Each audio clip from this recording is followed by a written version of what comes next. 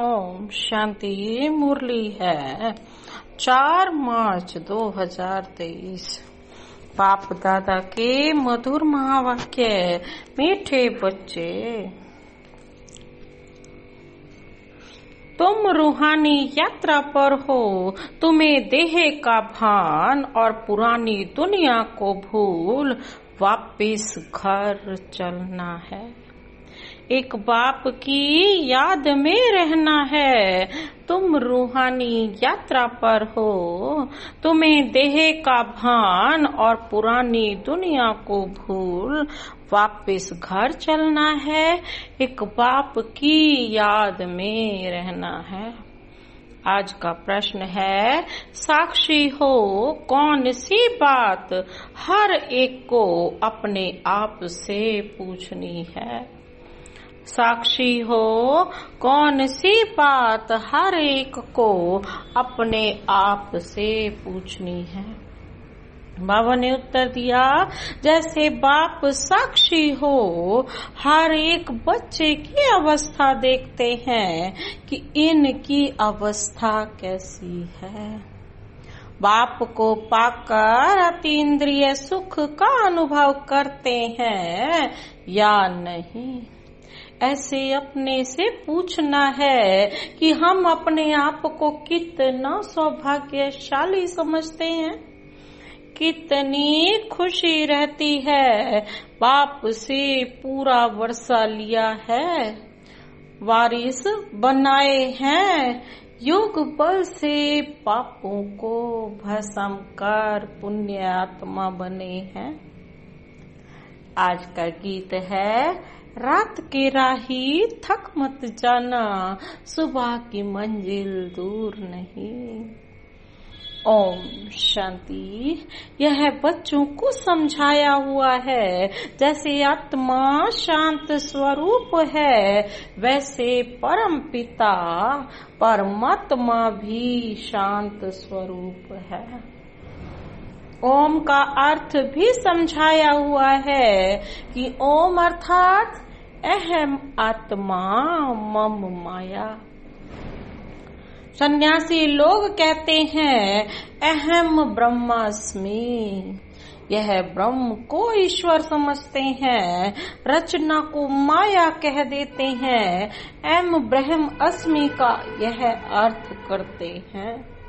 परंतु है सब रॉन्ग। मनुष्य जो कुछ करते हैं सब मनुष्यों की सुनी सुनाई पर।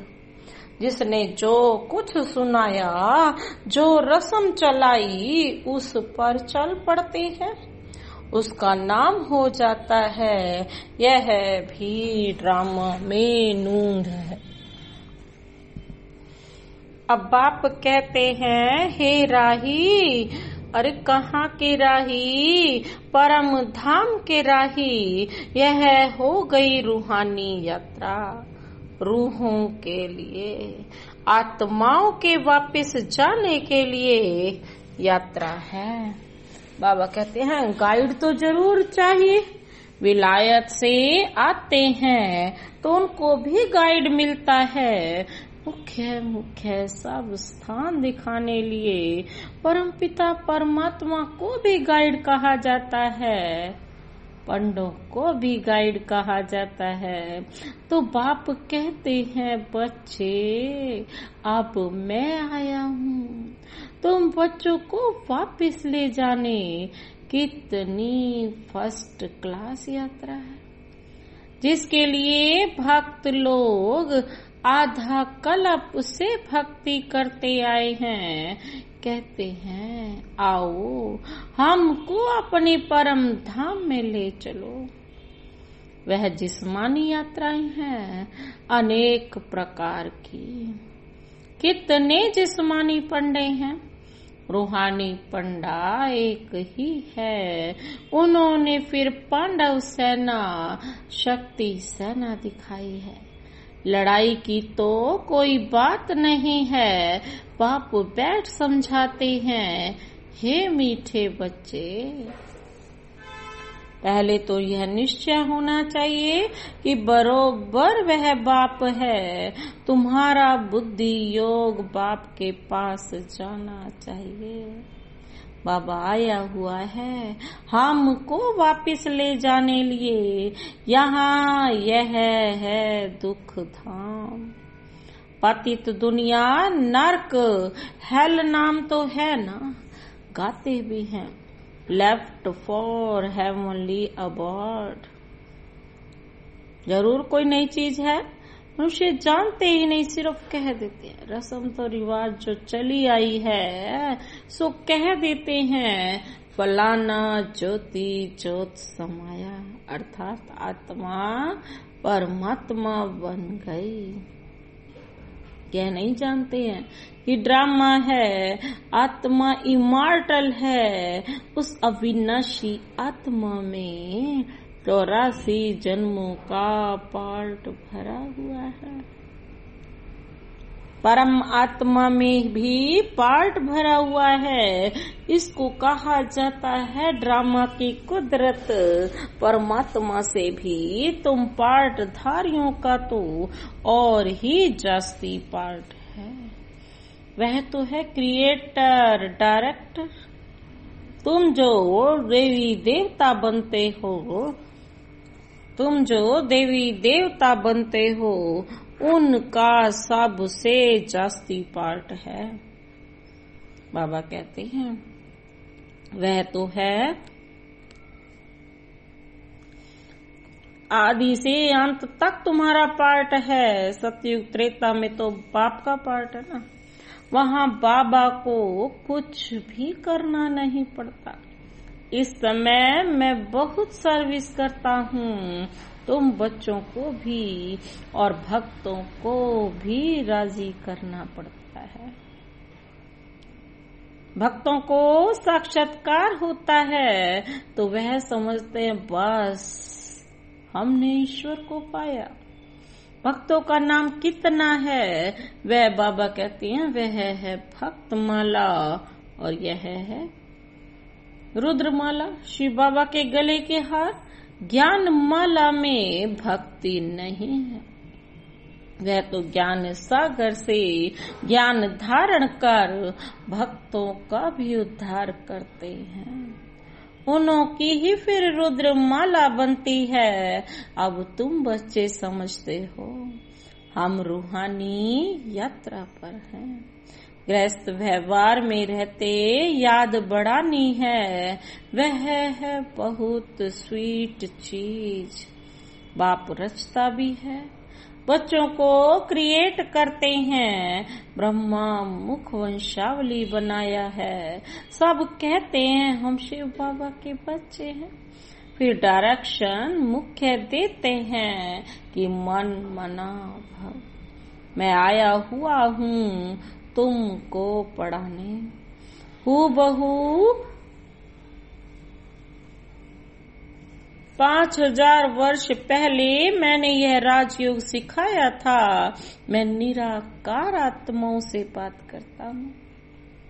तुम अपने ऑर्गन्स का आधार लेते हो, मैं इनके ऑर्गन्स का आधार लेता हूँ। अब तुमको वापिस जाना है, इसलिए पुरानी दुनिया को भूलना है। इसको ही सन्यास कहा जाता है। पहले पहले तो निश्चय करना है मैं आत्मा हूँ, देह नहीं। इस देह का भान भूल जाना है, पुरानी दुनिया को छोड़ना है। अब मैं वापिस लेने आया हूँ, तो मेरी श्री मत पर चलो। देह सहित देह के सभी संबंध आदि भूल जाओ। एक बाप को याद करना है, मेहनत बिगर कोई बादशाही थोड़े मिलेगी।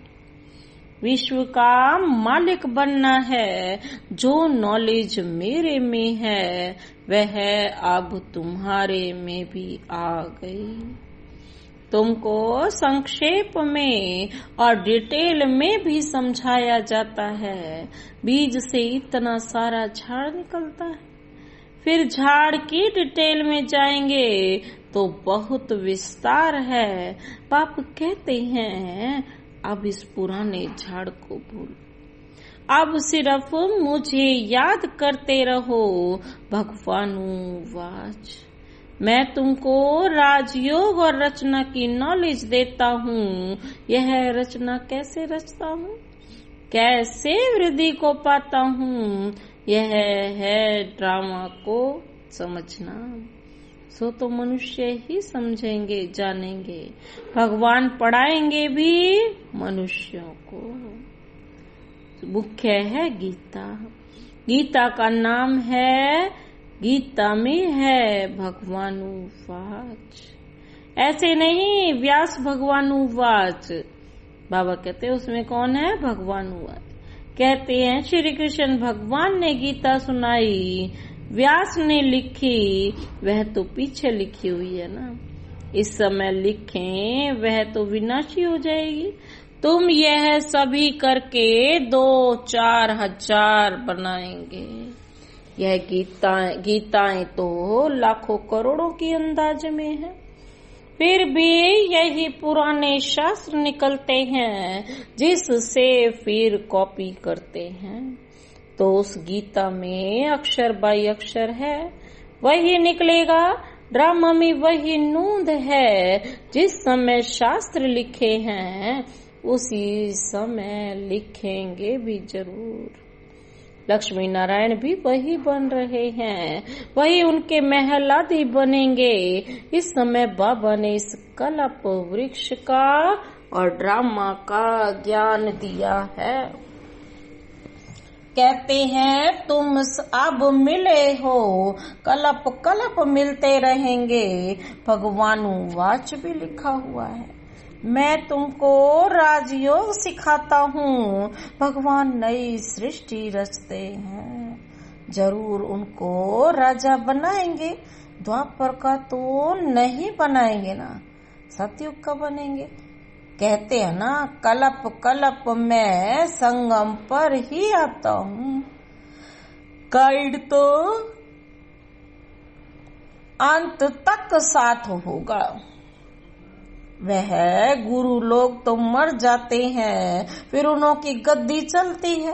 बाप कहते हैं मुझे तो तुम सबको वापिस ले जाना है, मैं अपने पूरे समय पर आता हूँ। यह बातें और कोई समझा नहीं सकता। मन मना भव का अक्षर गीता में भी है, गीता में भी आदि और अंत में है। यही कहते हैं कि मुझे याद करो, मैं तुमको विश्व का मालिक लक्ष्मी नारायण जैसा बनाऊंगा, राजाओं का राजा बनाऊंगा। उसी सूर्यवंशी चंद्रवंशी घराने में तुम पुनर्जन्म लेंगे। अभी तुम कलयुग में हो, कलयुग से तुमको सतयुग में ले जा रहा। मैं कल्प आकर स्थापना करता हूँ, इस समय ही आऊंगा। हम भी ड्रामा के वश हैं, साक्षी हो, हर एक की अवस्था को देखते हैं। इनकी अवस्था कैसी है, बेहद के बाप को पाकर अतीन्द्रिय सुख को पाते हैं कि नहीं। हर एक अपने दिल से पूछो, हम अपने को कितना सौभाग्यशाली समझते हैं। बाप के बच्चे बने हैं तो बाप से पूरा वर्षा लिया है, ऐसे भी नहीं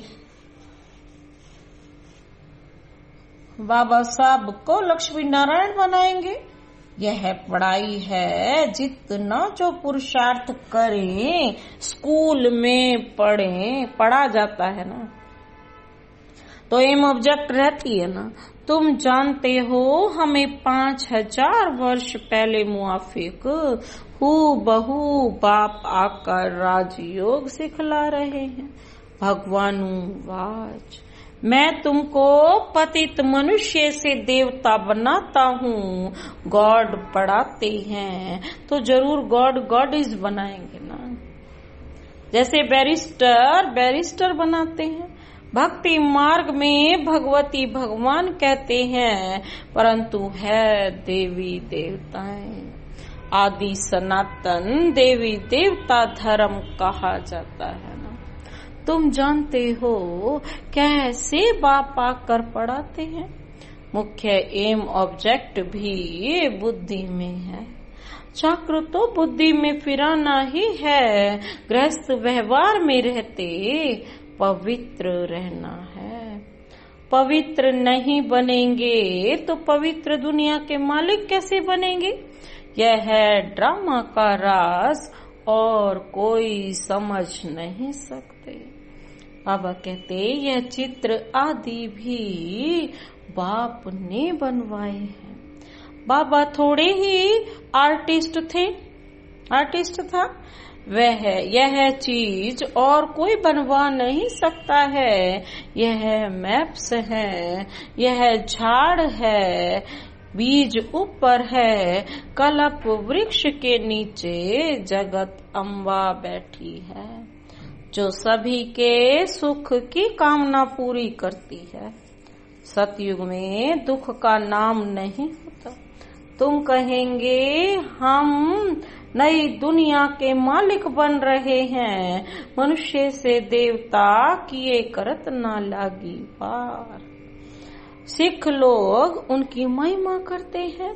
देवी देवता ही स्वर्ग के मालिक थे। वह अब और धर्मों में कन्वर्ट हो गए हैं, फिर निकलते आएंगे। हम भी आगे हिंदू धर्म लिखते थे, अभी हम कहते हैं ब्राह्मण धर्म के हैं। भले हम ब्राह्मण धर्म लिखते हैं, परंतु वह फिर भी हिंदू समझ लेते हैं, क्योंकि उनके पास ब्राह्मण धर्म का कॉलम कोई है ही नहीं। हम देवी देवता कहेंगे तो भी बदली कर हिंदू लिख देंगे, क्योंकि ब्राह्मण अथवा देवी देवता धर्म का नाम ही गुम है। अभी तुम बच्चे जानते हो, हम 100 देवी देवता बनने के लिए पुरुषार्थ कर रहे हैं। वहाँ यथा राजा रानी तथा प्रजा सभी की इन लक्ष्मी नारायण जैसी ड्रेस रहती है। पीताम्बर यह है सूर्यवंशी, सतयुगी सूर्यवंशी की ड्रेस। त्रेता में राम राज्य में फिर दूसरी ड्रेस होती है। बाबा कहते हैं रस्म रिवाज अलग होती है। श्री कृष्ण को हमेशा पीताम्बर धारी कहते हैं ना। तो अब यह निश्चय करना है कि बाप हमको स्वर्ग का वर्षा देते हैं। यह मृत्यु लोक खत्म होना है। अब तुम निरंतर बाप को याद करते रहेंगे, तब संपूर्ण निर्विकारी बनेंगे। उसी योग बल से पाप कटते जाएंगे, पुण्यात्माएं आत्मा हो जाएंगे। तुम बाप के पास सरेंडर होते हो, पुण्य करते हो, फिर याद से आत्मा पवित्र बनती जाती है। कोई को भी समझाना, बाबा कहते हैं, बहुत सहज। भगवानुवाच कब सुना है? स्वर्ग की स्थापना करने वाला वही फादर है। बाप और वर्षे को याद करना है। महाराजा बनने चाहते हो तो बताओ तुमने कितनी प्रजा बनाई है। ऐसे बहुत लिखते हैं कि फलाने ने हमको दृष्टि दी, तीर लग गया। प्रजा बनाने और वारिस बनाने की मेहनत करनी पड़े। प्रजा तो बहुत सहज बन जाती है, फिर गद्दी पर कौन बैठेंगे? कहते प्रजा तो बन जाएगी, लेकिन गद्दी पर कौन बैठे? कोई राजा भी तो चाहिए उस चलाने के लिए। वह भी मेहनत कर बनाना है। माया जीत जगत जीत बनना है। माया से हारी हार है, बाबा से शक्ति लेनी है। यह मेहनत तुम बच्चों को करनी है। कोई भी बात में मूंझते हो तो पूछते रहो। बाप पढ़ाते हैं तो इसमें कोई संशय नहीं आना चाहिए ना। अनेक प्रकार के संकल्पों के तूफान तो आएंगे, बुद्धि योग तोड़ने की कोशिश करेंगे। तूफान लगेंगे, माया खूब हैरान करेगी, फिर कहेंगे यह तो माथा ही खराब हो पड़ा है। जो बीमारी आदि कभी हुई नहीं सो अब होती रहती है। विघ्न बहुत आएंगे, इसमें कमजोर नहीं बनना है। अच्छा, बाप दादा मीठी मीठी मम्मा का सिक्की लदे बच्चों प्रति याद प्यार और गुड मॉर्निंग। रूहानी बाप की रूहानी बच्चों को नमस्ते। हम रूहानी बच्चों की रूहानी बाप दादा को नमस्ते नमस्ते, गुड मॉर्निंग। धारणा के लिए मुख्य सार है। पहला पॉइंट है, बाप ने जो फर्स्ट क्लास यात्रा सिखलाई है उस रूहानी यात्रा पर रहना है। श्रीमत पर देह सहित सब कुछ भूलना है। दूसरा पॉइंट है, कभी भी माया के तूफानों में कमजोर व संशय बुद्धि नहीं बनना है। कभी भी माया के तूफानों में कमजोर व संशय बुद्धि नहीं बनना है। कभी भी बात में मूंझना नहीं है। आज का वरदान है, सदा भरपूरता की अनुभूति द्वारा टेढ़े रास्ते को सीधा बनाने वाले भक्त शक्ति अवतार भव। सदा भरपूरता की अनुभूति द्वारा जो सदा भरपूर रहेंगे, उनके जो टेढ़े मेढ़े रास्ते हैं वो भी सीधे बन जाएंगे और एक शक्ति अवतार बन जाएंगे। सदा शक्तियों के, गुणों के, ज्ञान के, खुशी के खजाने से भरपूर रहो तो भरपूरता के नशे से टेढ़ा रास्ता भी सीधा हो जाएगा। अगर खाली होंगे तो क्या बन जाएगा? खड्डा बन जाएगा और खड्डे में गिरने से मोच आएगी। जो कमजोर और खाली होते हैं उन्हें संकल्पों की मोच आती है। शक्ति अवतार अर्थात टेढ़े को सीधा करने का कॉन्ट्रैक्ट लेने वाले, शक्ति अवतार अर्थात टेढ़े को सीधा करने का कॉन्ट्रैक्ट लेने वाले, ऐसे कॉन्ट्रैक्ट लेने वाले कभी यह नहीं कह सकते ये रास्ता टेढ़ा है। अगर कोई गिरते हैं तो अटेंशन की कमी है या बुद्धि भरपूर नहीं है। आज का स्लोगन है, रूहाब को धारण करने वाले ही रूहानी गुलाब हैं। रूहाब को धारण करने वाले ही रूहानी गुलाब हैं। अच्छा, ओम शांति।